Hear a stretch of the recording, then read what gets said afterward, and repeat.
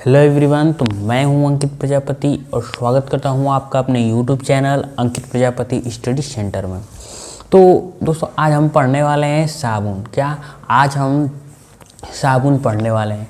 तो साबुन में हम लोग सबसे पहले देखेंगे कि साबुन में हम लोगों को पढ़ना क्या है। तो सबसे पहले हम साबुन के बारे में पढ़ेंगे कि साबुन कैसा होता है। ठीक है फ्रेंड्स, तो चलिए साबुन के बारे में हम पढ़ते हैं। तो उच्च अणुभार वाले मोनोकार्बोक्सिलिक अम्लों के सोडियम तथा पोटेशियम लवण साबुन कहलाते हैं। क्या? उच्च अणुभार वाले, ठीक है, उच्च अणुभार वाले मोनोकार्बोक्सिलिक, ठीक है, उच्च अणुभार वाले मोनोकार्बोक्सिलिक अम्लों के सोडियम तथा पोटेशियम लवण साबुन कहलाते हैं। समझ में आया? ठीक है, उच्च अणुभार के अगर सोडियम और पोटेशियम लवण रहेंगे तो वो क्या कहलाएंगे? वो कहलाएंगे साबुन। ठीक है, समझ में आ गया आपको साबुन। अब देखते हैं कुछ और टॉपिक के बारे में इसके। देखिए और देखते हैं, ये तेल व वसा के तनु NaOH और तनु KOH जल अपघटन से प्राप्त होते हैं। ठीक है, ये क्या होता है ना कि ये तेल और वसाओं के तनु, यानी जो तेल और वसाओं होंगे, तेल और वसा जो होगा उसके तनु NaOH और KOH द्वारा के जल अपघटन से बनते हैं। अभी हम आपको दिखाएंगे कि जल अपघटन से कैसे बनते हैं। ठीक है, फिर अब देखिए आपको दिखा रहे हैं हम कि कैसे जल अपघटन से हम लोग बनाएंगे। तो ये देखिए, ये है उसका पूरा रिएक्शन। देखिए कैसे क्या करेंगे। तो हमें ये करना है कि हमें ले लेना है CH2O CO C17H35, फिर लेना है CH3 COO C17H35, फिर लेना है CH2 COO C17 C35। ये है वसा है, ये वसा है, इसका नाम है एस्टेरिन। ठीक है, क्या नाम है? स्टीयरिन। ठीक है, इसका नाम है स्टीयरिन। अब देखिए क्या होगा कि इसमें अगर हम NaOH या KOH मिला देंगे, हम क्या करेंगे इसमें NaOH या KOH मिला देंगे तो हम लोगों का बन जाएगा ग्लिसरॉल। क्या बनेगा? ग्लिसरॉल। और जो बचेगा बाद में, क्या जो बाद में बचेगा वो बनेगा हम लोग का साबुन। तो ये देखिए ग्लिसरॉल हम लोग को बन गया CH2OH CH2OH, ये बन गया हम लोग का ग्लिसरॉल। और जो बचा का C17H35 C17H35 तो ये कहलाएगा सोडियम स्टीरेट। क्या? ये साबुन है। ठीक है, ये क्या है? ये साबुन है। तो साबुन ऐसे बनता है। अब देखिए क्या है कि यहाँ से हमने बनाया कैसे, ये बात है। तो हमने क्या किया, CH2 COO को हमने O को इधर कर दिया, बीच में से फाड़ दिया। अब बीच में से फाड़ने के बाद हमने क्या किया कि इधर वाले को पूरे को हटा दिया। इधर वाले को पूरे को हटाकर हमने क्या किया कि OH लाकर जोड़ दिया। क्या किया? यहाँ का OH लाकर जोड़ दिया। तो OH लाकर जोड़ने के बाद हम लोग का बन गया ग्लिसरॉल और साबुन। OH जोड़ने के बाद क्या बन गया? ग्लिसरॉल और साबुन। अब देखेंगे अगला टॉपिक। ठीक है फ्रेंड्स, तो अगला टॉपिक में हम लोग पढ़ेंगे साबुनीकरण। बहुत इंपॉर्टेंट है, पेपर में पूछा जाता है। क्या हम लोग पढ़ेंगे साबुनीकरण? बहुत इंपॉर्टेंट है। ठीक है, पेपर में पूछा जाता है ये साबुनीकरण। तो पढ़ेंगे साबुनीकरण क्या होता है। तो तेल और वसाओं के क्षारीय जल अपघटन से प्राप्त की क्रिया को साबुनीकरण कहते हैं। क्या? तेल और वसाओं के क्षारीय जल अपघटन से प्राप्त होने की क्रिया को साबुनीकरण कहते हैं। ठीक है, साबुनीकरण इसे कहते हैं। बहुत इंपॉर्टेंट है, पेपर में टिप्पणी में पूछा जाता है ये। ठीक है, अब देखते हैं साबुनीकरण के प्रकार कितने होते हैं। तो साबुनीकरण के प्रकार कितने होते हैं? साबुनीकरण के दो प्रकार होते हैं। पहला मृद साबुन, दूसरा कठोर साबुन। पहला मृद साबुन, दूसरा कठोर साबुन। ठीक है, पहला मृद हो गया, दूसरा कठोर। तो अब देखेंगे सबसे पहले मृद साबुन। तो मृद साबुन देखिए, तो पोटेशियम साबुन सोडियम साबुन की तुलना में मुलायम होता है, मृद साबुन कहलाता है। ठीक है, ये देखिए जो पोटेशियम साबुन होता है, जो KOH वाला होता है, वो सोडियम साबुन या जो NOH वाला होता है की तुलना में मुलायम होता है, मृद साबुन कहलाता है। यानी जो पोटेशियम वाला साबुन होगा ना, वो क्या कहलाएगा? वो मृद साबुन कहलाएगा। ठीक है, पोटेशियम वाला क्या कहलाएगा? पोटेशियम वाला मृद साबुन कहलाएगा। ठीक है, अब देखते हैं कि कठोर साबुन किसे कहते हैं। चलिए तो अब देखते हैं हम कठोर साबुन कहते किसे हैं। तो देखिए सोडियम साबुन पोटेशियम साबुन की तुलना में कठोर होता है। जो सोडियम साबुन होता है वो पोटेशियम साबुन की तुलना में कठोर होता है। इसका मतलब ये है कि जो साबुन बहुत जल्द गल जाता है तो वो पोटेशियम वाला साबुन होता है, और जो साबुन कुछ देर बाद गलता है तो वो सोडियम वाला साबुन होता है। ठीक है, वो कैसा साबुन होता है? तो वो सोडियम वाला साबुन होता है। समझ में आया आपको?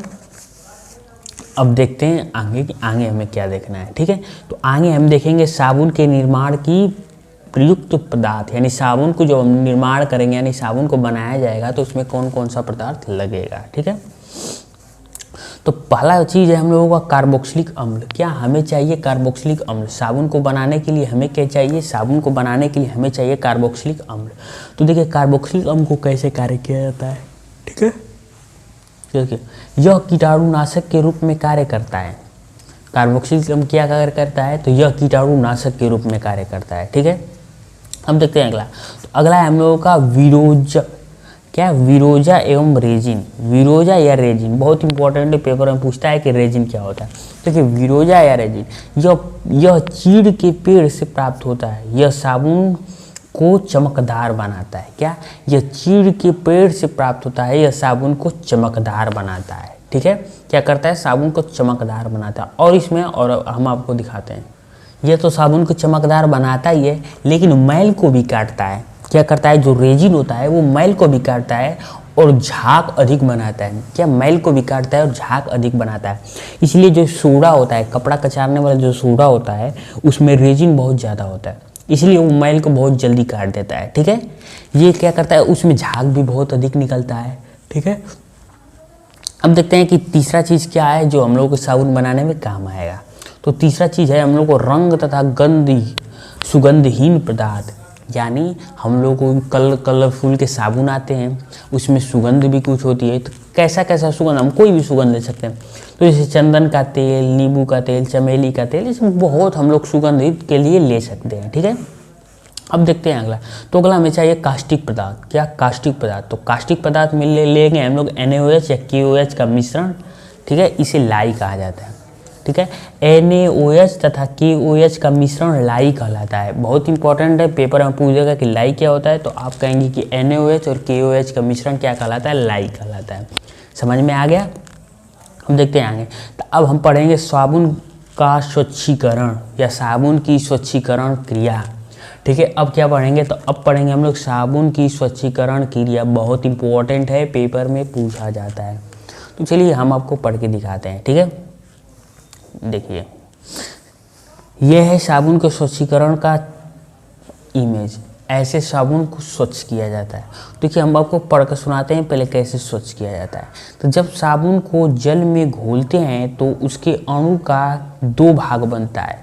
जब साबुन को जल में घोलेंगे तो उसके अणु का क्या होगा? उसके अणु का 2 भाग बनेगा। ठीक है, C17H35 COO निगेटिव बनेगा तथा Na पॉजिटिव बनेगा।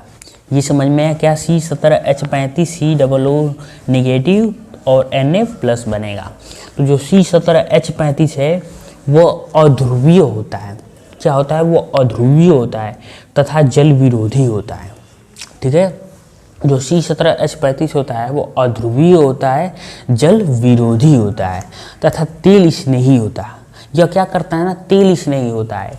क्या? C17H35 तेल स्नेही होता है। यह क्या करता है? तेल को खत्म करता है। यह क्या करता है? जो आपके कपड़े में तेल लगी होती है उसे साफ करता है। जबकि COO निगेटिव जल स्नेही होता है। जबकि COO निगेटिव जल स्नेही होता है। ठीक है, तो पूछ देगा कि COO निगेटिव क्या होता है, तो आप कहेंगे जल स्नेही होता है। ठीक है, अतः साबुन के अणु के COO निगेटिव जल की ओर तथा C17H35 जल से दूर जाते हैं। ये ख्याल रखिएगा कि जो COO निगेटिव होता है वो जल की ओर आता है, COO निगेटिव जल की ओर आता है और C17H35 जल से दूर जाता है, जिसे मिसेल कहा जाता है। इस पूरी प्रक्रिया को क्या कहा जाता है? तो इस पूरी प्रक्रिया को मिसेल कहा जाता है। समझ में आया? इस पूरी प्रक्रिया को क्या कहा जाता है? मिसेल कहा जाता है। अब हमको आगे दिखाते हैं आपको। ठीक है, तो आगे हम लोग देखेंगे तो क्या होता है कि जो Na+ होता है, क्या जो Na+ होता है जल के पृष्ठ तनाव को कम करता है। क्या Na+ होता है वो जल के पृष्ठ तनाव को कम करता है, जिससे जल धागे में आसानी से प्रवेश कर जाता है।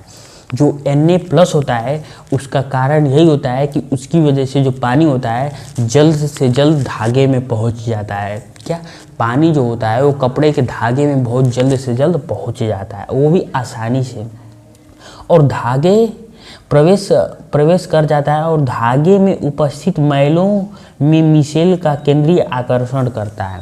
क्या करता है ये कि धागे में जाकर मिसेल वाला काम करता है। मिसेल वाला काम करके वो क्या करेगा कि गंदगी को दूर कर देगा, जिससे कपड़ा क्या हो जाता है, साफ हो जाता है। जिससे कपड़ा क्या हो जाता है, तो साफ हो जाता है। तो फ्रेंड्स, आज की वीडियो में हमने आपको साबुन की पूरी प्रक्रिया के बारे में पढ़ा दिया, कैसे बनाया जाता है, किसे साबुन कहते हैं। ठीक है, तो आप कमेंट बॉक्स में बताइए आपको ये आज का वीडियो कैसा लगा। जय हिंद।